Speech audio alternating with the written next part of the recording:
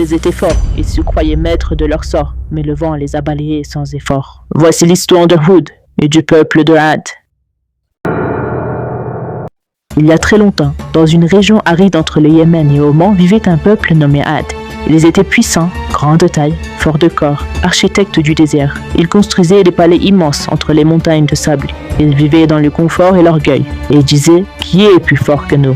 Mais leur cœur était vide. Ils adoraient des idoles, méprisaient les pauvres et oubliaient leur créateur. Alors, Allah leur envoya un prophète, un des leurs, un homme droit, sincère, respecté. Son nom, Houd.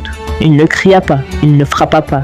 Il parla avec calme, avec amour, avec certitude. « Ô mon peuple, adorez Allah seul, revenez à lui, c'est lui qui vous a tout donné, et lui peut tout reprendre. » Mais le peuple de Ad n'aimait pas qu'on leur parle d'humilité. Ils rirent. « Tu veux qu'on abandonne nos dieux? Tu veux qu'on devienne faible comme toi ?» Et plus Houd salam leur parlait, plus ils s'élevaient en arrogance. Ils construisaient des colonnes encore plus hautes, comme pour défier le ciel.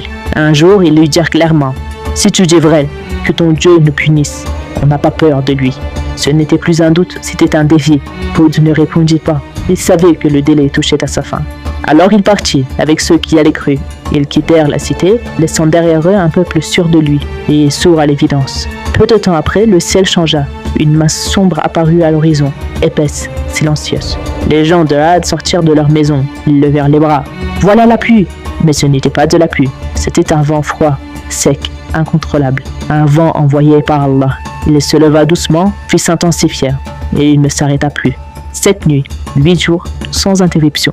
Il souleva les corps, arracha les toits, brisa les colonnes qu'il croyait éternelles. Leurs voix se sont tues, leur puissance effacée. Quand tout fut terminé, il ne restait plus rien.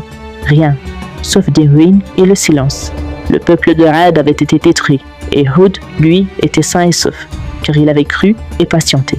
Ce jour-là, ce n'est pas Houd qui a répondu à leur défi, c'est le vent. Et le vent ne répond qu'à un créateur, et c'est Allah.